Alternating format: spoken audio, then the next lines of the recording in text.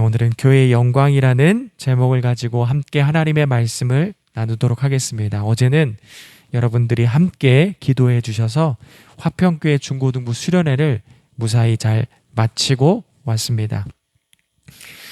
제가 7년 동안 사역을 하면서 중고등부 사역을 시작해서 중고등부 사역으로 마무리를 하다 보니까 다시 그 자리에 서서 예배를 드리고 또 찬양을 하고 말씀을 전하는데 잠깐 그때로 돌아간 기분이 들어서 너무 좋았어요. 그리고 말씀을 전하는데 김경현 목사님 따라서 울컥울컥 하더라고요. 그래서 조금 그 감정을 다스리느라고 많이 힘들었습니다. 예배를 끝나고 나서도 기도하는데 저 혼자 막 꺼이꺼이 울었어요. 앉아가지고 저에게도 큰 은혜가 있었던 시간이었던 것 같습니다. 네, 우리 함께 이 시간 말씀을 나누도록 하겠습니다. 제가 가끔 아내를 직장에 데려다주고 데리러 갈 때 의미 있게 생각하고 바라보는 곳이 있습니다. 그것은 구리에 있는 작은 산부인과입니다. 작지 않죠? 보통 사이즈의 그런 산부인과입니다. 그곳을 지나갈 때면 태민이하고 나이가 그곳에서 태어났는데 그때의 기억들이 새록새록 나요. 저에게는 그곳이 의미 있는 곳입니다. 제가 아마 죽는 그 순간까지도 그곳을 잊지 못할 거예요. 저에게는 의미 있는 곳이기 때문에. 성경에 보면 하나님 역시 의미 있게 생각하는 곳이 있습니다. 그것은 바로 베들레헴이에요. 베들레헴은 주석에 보게 되면, 다른 책에 보게 되면 예루살렘에서 북쪽으로 8km에서 10km 떨어져 있는 작은 산기슭 마을, 빵집, 이 정도로만 기록이 되어 있어요. 작은 산기슭 마을. 그런데 하나님께는 그 베들레헴이 결코 작지 않았어요. 그리고 의미 있었어요. 마태복음 2장 6절에 이렇게 고백을 합니다. 또 유대 땅 베들레헴아, 너는 유대 고을 중에서 가장 작지 아니하도다. 내게서 한 다스리는 자가 나와서 내 백성 이스라엘의 목자가 되리라 하였음이니이다. 주석에 보게 되면, 책에 보게 되면 작은 산기슭이라고 이야기를 했는데 오늘 성경에 보게 되면 하나님께서는 작지 않다라고 이야기를 해요. 작지 않고 너는 유대 고을 중에서 가장 작지 아니하도다. 다시 말하면 크다라는 거예요. 크다. 그리고 의미 있다라고 생각을 하고 있는 것입니다. 여러분, 이것을 이어서 우리가 생각을 해봤으면 좋겠어요. 여러분, 우리 마음 가운데, 성도의 마음 가운데, 예수 그리스도를 구주로 영접한 우리들 마음 가운데 누가 있죠? 바로 예수님이 있습니다. 그렇기 때문에 각 사람을 하나님께서 바라볼 때 의미 있게 바라보시는 거예요. 여러분, 이 말씀뿐만 아니라 에베소서에 보게 되면, 에베소서 2장 10절에 보면 비슷한 내용이 등장을 하는데, 우리는 그가 만드신 바라 그리스도 예수 안에서 선한 일을 위하여 지으심을 받은 자니. 우리는 그가 만드신 바라. 여기서 그가 만드신 바라는 헬라어로 바꾸게 되면 포이에마라고 합니다. 이 포이에마는 장인이 한 땀 한 땀 마음을 담아 정성을 담아 무언가 특별하게 만드는 이미지를 떠오르시면 돼요. 그렇게 하나님께서는 이 교회에 모여있는 우리들을 장인이 마치 한 땀 한 땀 정성과 마음을 담아서 무언가를 만들듯이 우리를 세우시고 만드셨어요. 하나님께서는 우리가 의미 있는 존재이고 특별한 존재입니다. 그렇기 때문에 날마다 우리 삶 가운데 늘 함께 동행하기를 원하십니다. 여러분, 인생을 살아보면요, 크고 작은 일이 있어요. 그렇죠? 여러분들이 다 말로 표현하지 않아서 그렇지 각자 인생을 돌아보면 우여곡절들이 있습니다. 저 역시 그런 크고 작은 일들이 있었는데, 한 번은요, 중학교 때 정말 큰일 날 뻔했어요. 왼쪽에 덤프트럭이 전신주 앞에서 막 왔다 갔다 하는 거예요. 그러다가 전기줄이 끊어졌네. 근데 저는 계속 덤프트럭만 보고 갔어요. 근데 그 끊어진 전깃줄이 제가 걸어가는 방향의 앞에서 대롱대롱대롱 매달려 있었던 거예요. 저는 몇 발자국만 걸어가면 감전이 될 수도 있었어요. 제가 얼마나 감사했는지 그 친구 이름을 아직도 까먹지 않아요. 강대식. 대식이라는 친구가 저를 뒤에서 팍 잡아줬어요. 안 그랬으면 태민이를 못 만났을 수도 있어요. 라이를 못 만날 수도 있었어요. 제 아내를 못 만날 수도 있어요. 네. 그 정도로 큰일 날 뻔했습니다. 그리고요, 예전에 철야 예배는요, 진짜 말 그대로 밤을 새는 경우도 있었어요. 정말 뜨겁게 하나님 앞에 기도할 때는 시간 가는 줄 모르고 뜨겁게 기도할 때가 있었어요. 철야 예배 갔다 오고 나면 출출하잖아요. 그렇죠? 그러면 오늘은 내가 요리사 해가지고 짜파게티를 탁 끓였어요. 짜파게티를 맛있게 먹으려고 하면 마지막에 탁 이제 물을 빼고 스프를 넣고 올리브유를 넣고 그리고 기름을 넣고 약불에 마지막 조리를 합니다. 근데 제가 약불을 끄는 걸 잊어버렸어요. 그리고 잠에 청합니다. 근데 다행히 어머님께서 일어나서 그 가스레인지에 약불이 켜져 있는 그 광경을 보고 얼른 끄셨어요. 옆에 보니까 비닐봉투가 있는데 그 짜파게티 봉투죠. 그게 그을린 거예요. 살짝 그을린 거예요. 조금만 시간이 경과되거나 흘렀으면 화재가 일어날 수도 있었어요. 그 모습을 보시고 저도 성격이 욱하지만 우리 황 권사님도 한 성격 하시거든요. 그래서 제 방에 들어오셔서 등짝 스매싱을 날리는데 저는 그날 저녁에 어머니한테 맞아 죽을 뻔했어요. 화재가 나서 죽은 게 아니라 맞아 죽을 뻔했어요. 그런 크고 작은 일들이 우리 삶 가운데 분명히 있습니다. 그리고 신앙 안에서도 분명히 그런 일들이 있어요. 여러분, 제가 요즘은 교회를 나가지 않는 사람들을 참 많이 만나요. 근데 만나다 보고 얘기를 하다 보면 다 어렸을 때 소실적에 교회를 다녔었어.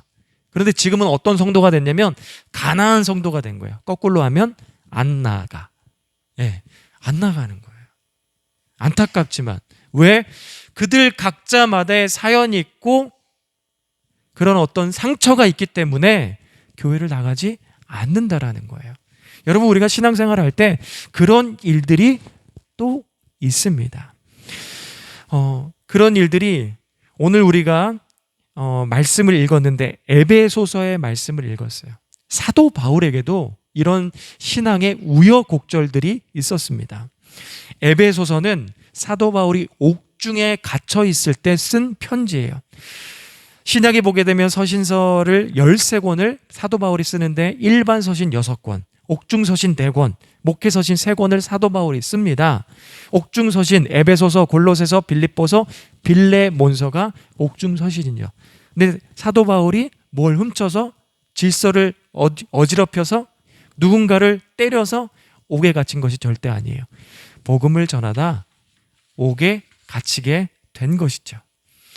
사도 바울이 그런 일만 있었던 것이 아니라 고린도후서 11장에 고백하기를 어떻게 고백하냐면 나는 이런 일도 있었어 라고 하면서 나열하기 시작하는데 뭐라고 이야기하냐면 한 대가 모자란 39대 태장을 39대의 태장을 3번이나 맞았다. 몽둥이로 3번 맞고 그리고 배를 타고 가다가 난파된 게 3번이고 망망대해를 내가 표류했었다라고 이야기를 해요. 그러면서 또 계속해서 나열하기를 강도의 위험, 강물의 위험, 그리고 동족의 위험, 이방인의 위험, 광야에서 위험, 바다에서 위험, 거짓 선지자의 위험들이 내게 있었다. 그러나 사도 바울이 이방인의 사도로서 그 사명을 다 감당합니까? 감당하지 못합니까?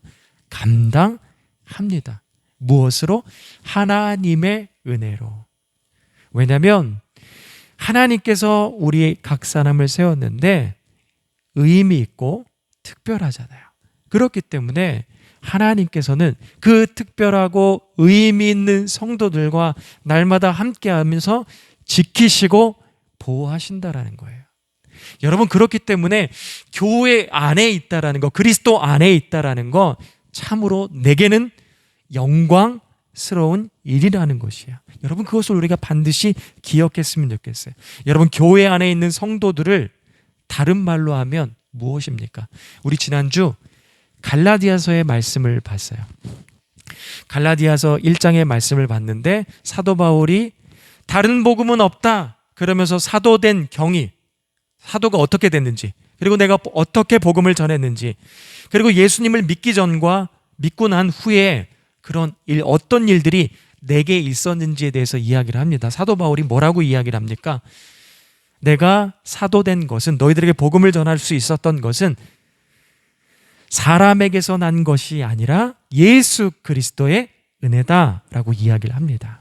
그리고 복음을 전할 때는 사람을 좋게 보이려고 내가 복음을 전하는 것이 아니라 하나님께 영광을 돌리고 하나님을 좋게 보이게, 하나님 앞에 좋게 보이기 위해서 내가 복음을 전하는 것이다. 그리고 원래 나라는 사람은 예수님을 잘 믿었던 사람이 아니라 예수님을 잘 믿지 않았던, 반대편에 멀리 서 있었던 사람이다. 그러나 다메섹 도상에서 예수님을 만나고 나서 그 즉시 바로 예루살렘에 가서 사도들을 만난 것이 아니라 아라비아에 3년 동안 가서 복음을 전하고 그 이후에 예루살렘 15일 동안 머물면서 베드로를 만나길 원했지만 야고보만 만나고 돌아왔다. 이런 얘기를 종합적으로 따져보면 결론적으로 무엇이 나옵니까? 사도 바울이 사도가 될 수 있었던 것, 복음이 될 수 있었던 것, 처음부터 끝까지 하나님의 은혜라는 거예요. 그래서 로마서와 갈라디아서에 흐르고 있는 주된 내용이 뭐예요?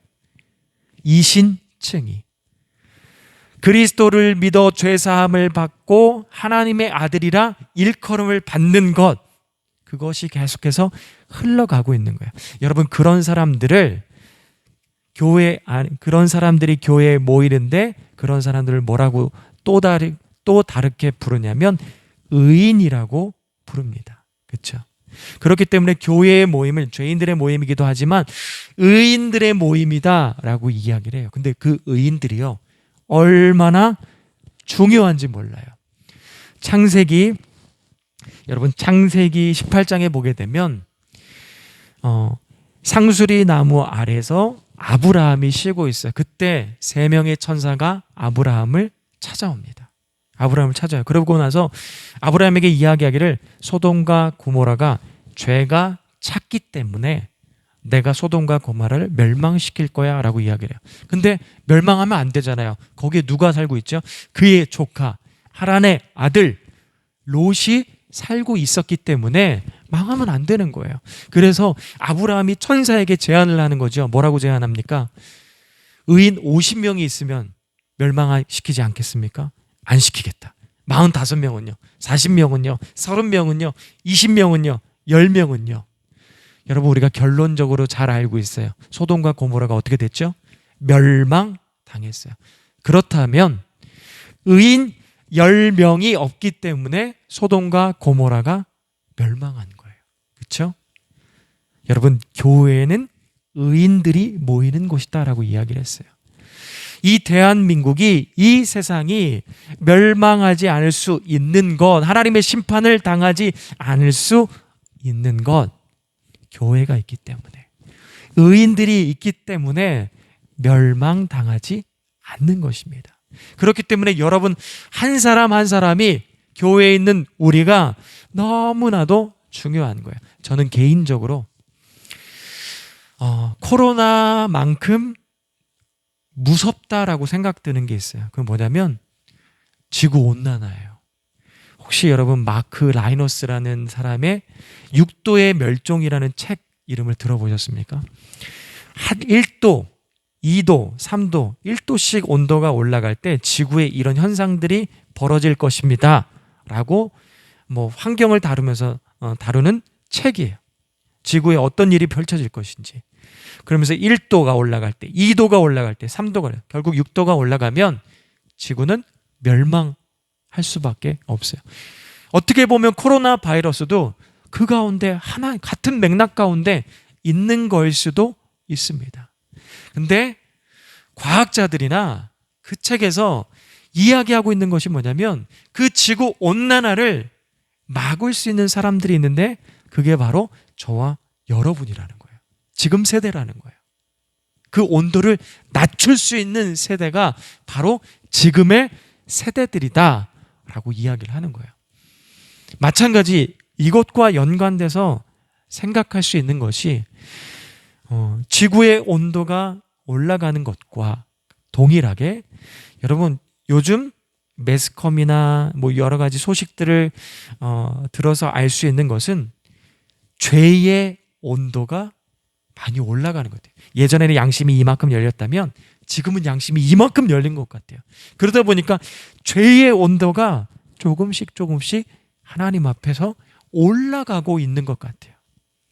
여러분 그 온도를 낮출 수 있는 사람, 그것은 바로 교회라는 거예요. 그리고 교회가 그 역할을 해야 된다라는 거죠.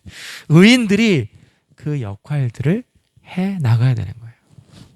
그렇기 때문에 여러분 교회에 있는 한 사람 한 사람이 너무나도 소중한 것입니다. 그렇다면 그 의인으로서 내가 교회에서 무엇을 해야 되는가 고민을 해야 됩니다. 바울은 에베소서의 말씀을 통해서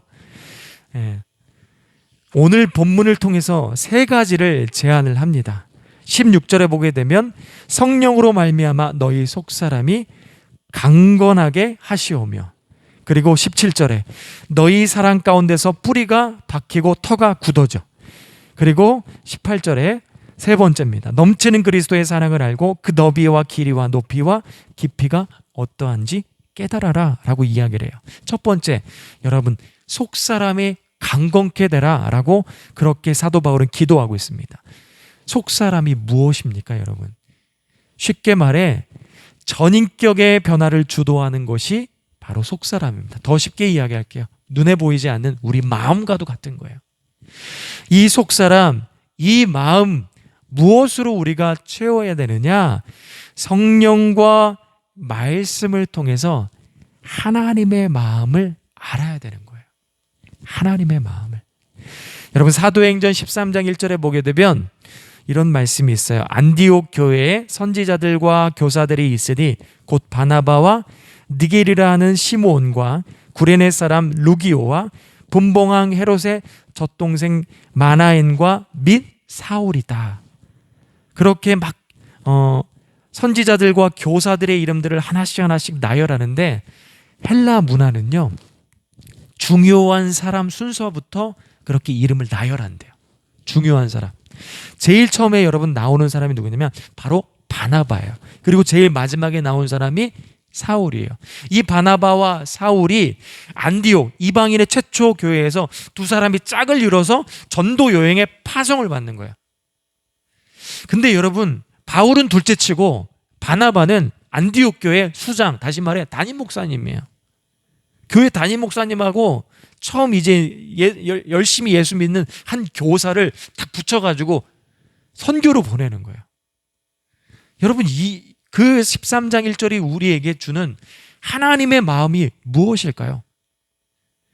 그거예요. 뭐냐면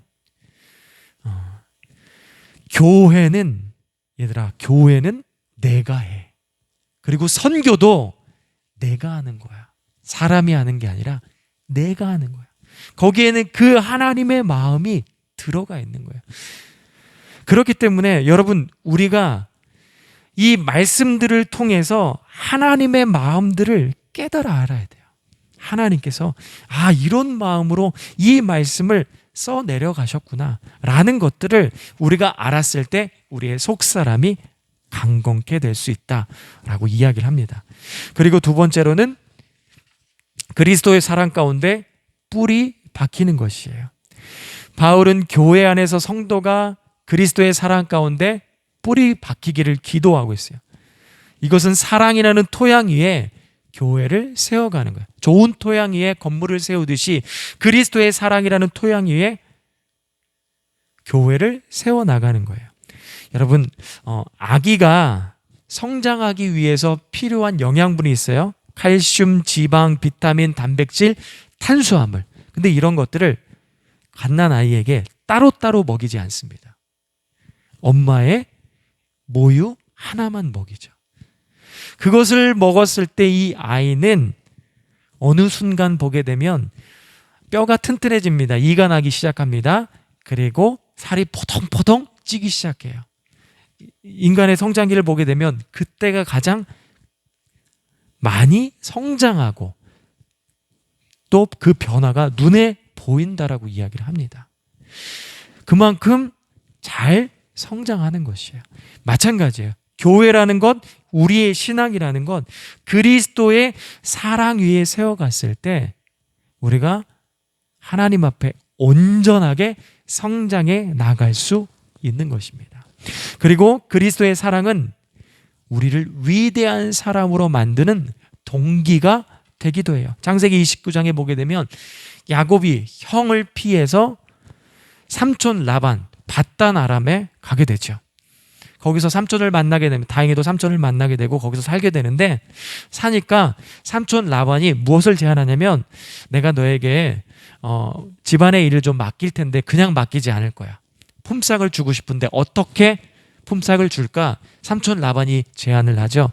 그때 야곱이 뭐라고 이야기하냐면 품삯을 주지 마시고 제가 라헬과 결혼할 수 있도록 허락해 주십시오. 삼촌이 그렇게 허락해요. 그러면 7년 동안 열심히 일해라 해서 7년 동안 야곱이 라반의 집에서 열심히 일하는데, 여러분 성경에 뭐라고 표현한 줄 알아요? 7년을 일하는데 7년이 며칠 같더라 라고 이야기를 해요. 여러분 사랑이라는 것이 사람을 이렇게 위대하게도 만듭니다. 동기가 되는 것이에요. 여러분 그런 예수 그리스도의 사랑을 통해서 교회를 섬기는 저와 여러분이 되었어요. 여러분 큰 교회나 작은 교회나 동일한 공통점이 있는데 뭐냐면 헌신자가 부족하다라는 거예요. 늘 항상 연말이 되면 교사를 뽑고 봉사자를 찾습니다. 그렇죠? 그럴 때마다 제가 할게요 하는 교회는 드물어요. 대부분 다 모자라요. 근데 누가 봉사하죠? 누가 헌신하죠? 누가 교사하죠? 누가 빛도 이름도 없는 그곳에 가서 일을 합니까? 그리스도의 사랑을 맛본 자가. 그런 사랑을 맛본 자가 위대한 행동을 하기 시작한다라는 거예요.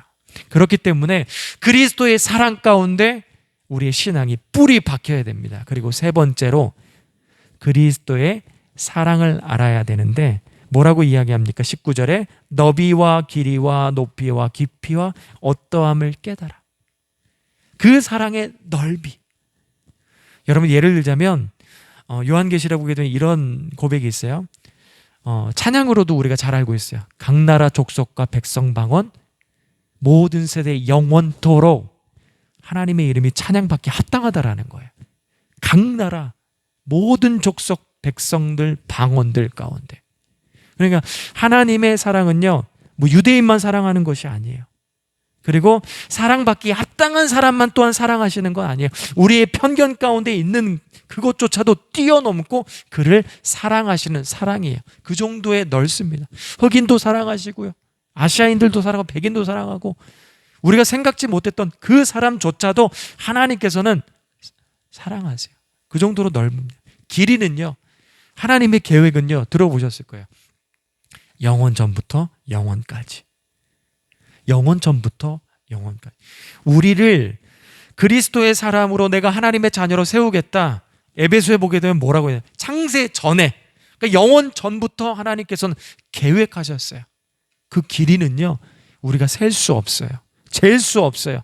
깊이는요 하나님께서는 원래는 신이셨어요. 그런데 우리를 사랑한 나머지, 우리가 아무리 강아지를 사랑한다 하더라도 내가 강아지가 될 수 없잖아요. 그렇죠? 그런데 하나님은 그 말도 안 된, 예수님은 그 말도 안 된 일들을 우리에게 보여주셨어요. 그렇게 기쁘십니다. 그리고 높다라는 것은 우리가 무엇을 통해서 알 수 있냐면, 여러분 우리가 하나님의 자녀가 된 순간 무엇을 꿈꾸기 시작하죠? 꿈꿀 수 없는 것들을 꿈꾸기 시작하는데 영원한 나라를 우리가 꿈꾸기 시작해요. 하늘에 소망을 두기 시작하더라는 거예요.